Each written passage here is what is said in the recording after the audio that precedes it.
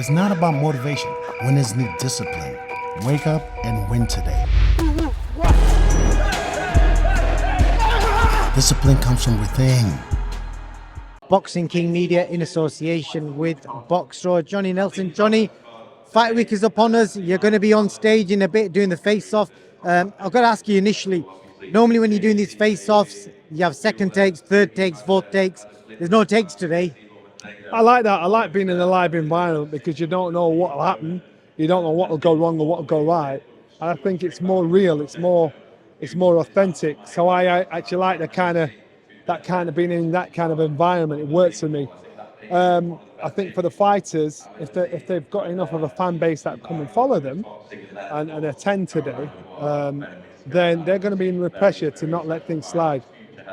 Because if one fighter says something to the other and it sounds like he's dissing him, he's got to respond with before I think, sure, I'll let it roll. Have you got anything in your pocket to stir the pot? I'll ask questions that need to be asked, and I probably can ask it because I used to be a fighter. So therefore, in asking that, it might make a man feel uncomfortable. But no, this is personal.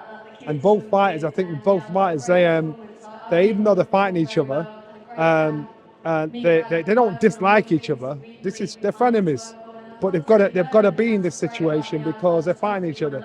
So right now, they'll get this over and done with. They'll say what they've got to say. They'll put themselves in the zone to get to what they want to win. And both fighters are honest fighters. So trust me, none of this stuff up there is fake. They know they've got a job to do. And just out of curiosity, the face-offs you've done before over the years, has there been anything that's been cut out that you could share with us? There's loads of stuff. Dylan White, Doubt Shazora, mad. Anthony Joshua, Baby Miller, mad. You did that, didn't you? Because that's never ever come out. Was it as bad as people have rumored it to be? Yeah, and worse. So there have been some hairy ones. I think the one that set precedent that the public saw was George Groves and Carl FROCH. And for the first time you saw raw human emotion in Carl FROCH taking no nonsense, where George thought he was one step ahead of him, trying to play games with him. And so when you saw that, you sat back and thought, damn. And you can always see where the gloves are off. If you've got fakers and you've got fighters up there that are trying to make out as though there's something or not, they get exposed and the gloves are off. You can see straight through it. And if they think they've got away with it when filming it, the fans see through it, and their fans will comment and fans will say, nah, that's rubbish. So this is a good platform. It's a really good platform. Have you ever had to jump in and break people up? Yeah. Tell us. Not just me, there'd been security there and everything. So yeah, it has happened. Which one was that? I don't know if I could tell tales. I think the most famous one is Dylan White and Derek Chisora. Those boys had to get dragged apart, and that was madness. And so, and I mean proper madness. I tell you off camera. but that's what the gloves are off is about. You've got two fighters that maybe don't like each other. You've got two fighters that want to hit each other and hurt each other. So if you put them in a room together, it's going to go one way or another. And at that point, this is where you can mentally beat a fighter before a fight. For us to do a gloves are off 2 days before a fight, that's unprecedented. And unfortunately, none of these fighters want to do this because you've done all your training, you've done all your mind work. You don't want one thing in the last week to trip you over and to twist up your way of thinking. And this card, when it was announced initially, there was a lot of negative feedback about it, but I get the feeling now it's captured the public's imagination. London Derby, we've got some superstars, upcoming superstars in the undercard. So the question I want to ask you is, because there's been a big debate this week, who is the next big star in British boxing? That Adam Azim, Ben Whittaker, Caroline Dubois on this undercard. Which one of them three could be that next pay-per-view star when people like Tyson Fury and Anthony Joshua are done? Well, all three of them can be, but I think the first one out in a lot of them will be Ben Whittaker, and then Caroline Dubois. And I mean, Caroline Dubois will be the face of female boxing if she keeps going on. And I don't mean nationally, I mean internationally. And if she keeps going the way she's going, I think Adam is a good, outstanding fighter that hasn't got the experience to match his success, his talent, and everything.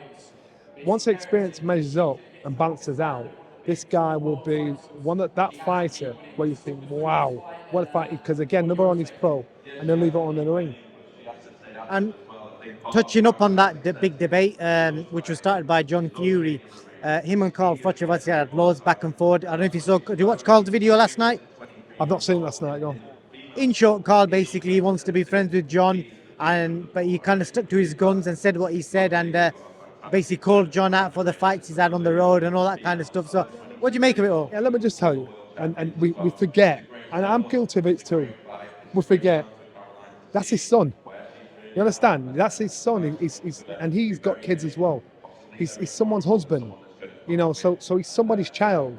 So, of course, you're going to go out and protect him. You're going to say, yo, and you're going to pull it. And it's not nice. It's not a nice environment to be in. But in this sport, when you're on a high pedestal, when you're the best fighter in the world, like it or not, you're going to get criticized. Like it or not, your loved ones around you, it's going to hurt them too. And that's part of the responsibility of being a champion, especially a heavyweight champion. So I can understand where John's coming from. And I've always said, I think John is probably one of the straightest. No matter how loud he is in your face, he don't lie. He don't lie. I've known John a long time. He used to box on the same boat. He don't lie, say how it is. He's protecting his son. So I understand the emotion. But everybody's entitled to an opinion. And Carl said what he said, and there's nothing wrong with that. And I said what I said. That's my opinion. I understand where John's coming from. He's protecting his son. And you cannot chastise any man for doing that. So the way John's responded, I'd expect it. I know Carl would do it for his kids. I do it for my kids. That's how it goes. Do you think there's an element of, because John obviously he'll do interviews and he'll say what he thinks, because the point I wanted to raise was because I know Anthony Joshua and the people around him who have heard people talk negatively about him, they might not do interviews, but off camera I've seen some of his friends who have been, quite, they'll make it vocal, they'll be vocal about it. They won't be happy about, certain people in the media saying things about them. Obviously, we saw the TYSON issue, for example. And I know other fighters, like, say, for example, Ben Whittaker, his dad won't be happy if somebody's talking shit about Ben. But because his dad doesn't do interviews, you're never going to know about it. Because John does, we know about it. So I think people forget that. And that's what I'm saying. So let's just forget the human. We're human. So you're going to get human behavior, human reaction. That's how it is. And I'm quite sure if JJ had somebody like his pops to get in front of the camera and show how pissed off he is at the things that I said about his son, he would do. John's made sure you've heard his voice.